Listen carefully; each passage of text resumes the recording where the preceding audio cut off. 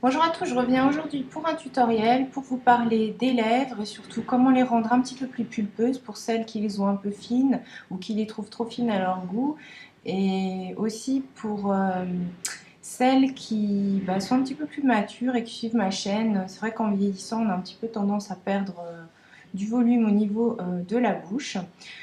Donc c'est une technique que j'ai pas vue sur YouTube, tout du moins sur les chaînes francophones, je l'ai pas du tout vue. C'est assez théâtral. Bon, c'est vrai que moi j'ai une formation dans le milieu du théâtre, donc bon, il y a pas mal de techniques que j'utilise sur ma chaîne qui sont issues de ma formation initiale.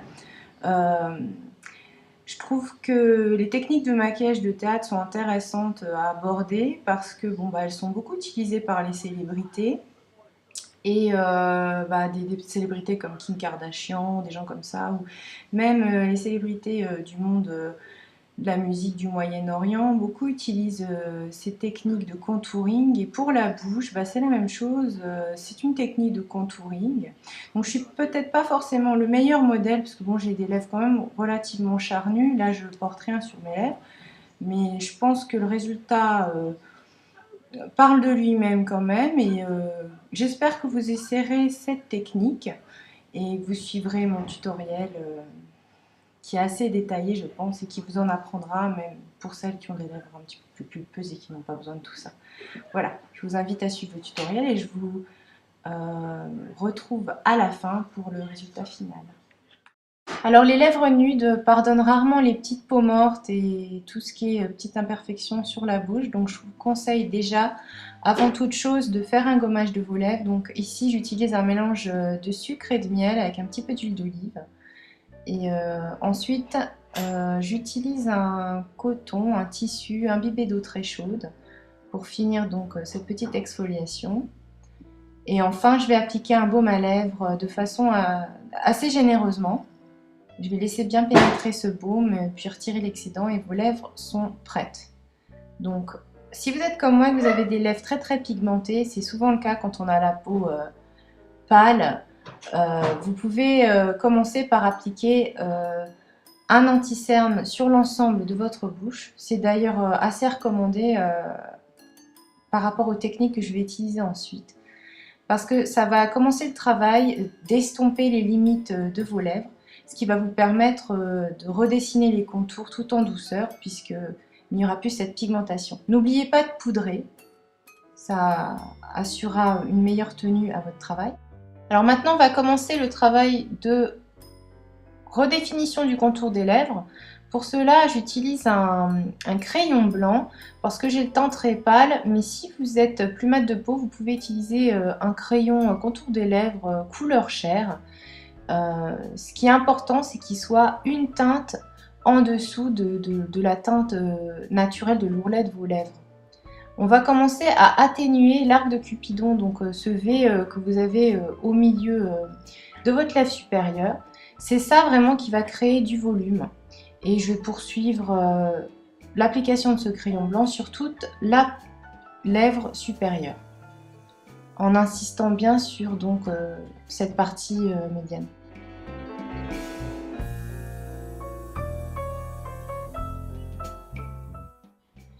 A l'aide d'un crayon, cette fois-ci une à deux teintes plus foncées que la couleur naturelle de vos lèvres, vous allez venir redéfinir les commissures et de façon générale toute la partie extérieure de vos lèvres. Vous allez venir en fait créer finalement un nouvel ourlet. Le contraste entre ce crayon blanc que vous avez appliqué préalablement et donc le crayon plus foncé va venir créer va venir donner une nouvelle forme à vos lèvres et du coup leur donner plus de volume. Alors cette étape, beaucoup de femmes n'y pensent pas, mais c'est important de venir estomper donc ce volume qui est naturel au niveau de l'arc de Cupidon toujours, parce qu'il va trahir en fait tout ce travail de contouring, puisque il y a un volume qui se crée naturellement, et quand vous appliquez du gloss ou le rouge à lèvres, on va vraiment se rendre compte que vous avez cherché à agrandir vos lèvres. En appliquant donc par exemple un anti-cerne de la couleur de votre peau à cet endroit-là, vous allez atténuer progressivement donc ce V, et rendre plus réaliste donc cette nouvelle forme finalement. N'hésitez pas à poudrer. Et ensuite, ce que je vous conseille, c'est d'utiliser donc un rouge à lèvres. Donc celui-là, c'est le crème de nude de chez MAC, mais en tapotant le rouge à lèvres donc dans le centre des lèvres, ce qui donnera donc à vos lèvres un côté comment dire, de bonne santé, vraiment vivant. Et également, ça évitera cet effet un petit peu opaque, artificiel. Ça vaut pour tout type de lèvres nudes, hein. Vous cherchiez à agrandir vos lèvres ou pas. C'est toujours mieux de tapoter le rouge à lèvres. N'hésitez pas à utiliser vos doigts pour estomper. Réappliquer de la couleur au niveau donc de cet arc de Cupidon pour vraiment finaliser le travail. Et réappliquer un petit peu de crayon à cet endroit-là également. Il faut vraiment que ça soit un tout petit peu plus foncé au niveau de l'arc de Cupidon pour que ça soit le plus réaliste possible. Alors pour venir rajouter du volume et de la lumière à certains endroits, vous pouvez appliquer donc une touche irisée ou un fard à paupières très très clair au niveau donc, de ce nouvel arc de Cupidon que vous venez de créer. Ou alors, si vous n'aimez pas les glosses, c'est une première option. Vous pouvez également utiliser un fard à paupières irisé sur le centre de votre paupière, de votre lèvre pardon, inférieure et supérieure. Ça créera un gloss qui n'aura pas tous les défauts des glosses classiques, c'est-à-dire de coller, par exemple.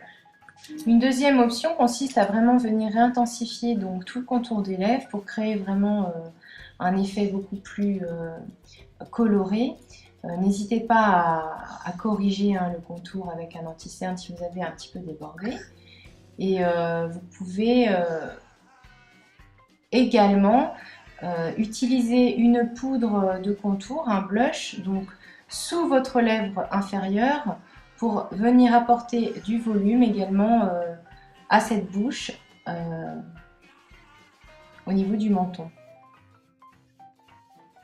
Alors si vous n'êtes pas contre l'application d'une petite touche de gloss, n'hésitez pas à en mettre surtout au centre pour venir apporter encore une fois de la lumière à cette nouvelle bouche plus pulpeuse, plus volumineuse. Par contre, ayez la main légère près donc, de cet arc de Cupidon pour ne pas venir trahir une nouvelle fois tout ce travail de contouring. Parce que bon, cet arc de Cupidon, malgré tout, là on le voit un petit peu, malgré tout, crée un volume naturellement. Donc voilà le résultat final. Je vous invite à rester un tout petit peu avec moi. Je me suis un peu amusée après à appliquer un gloss pailleté très irisé sur l'ensemble de la bouche. Et là vraiment, vous avez un effet très très XXL. Mais je vous laisse sur ces images et également regarder ce que ça donne donc sur le visage.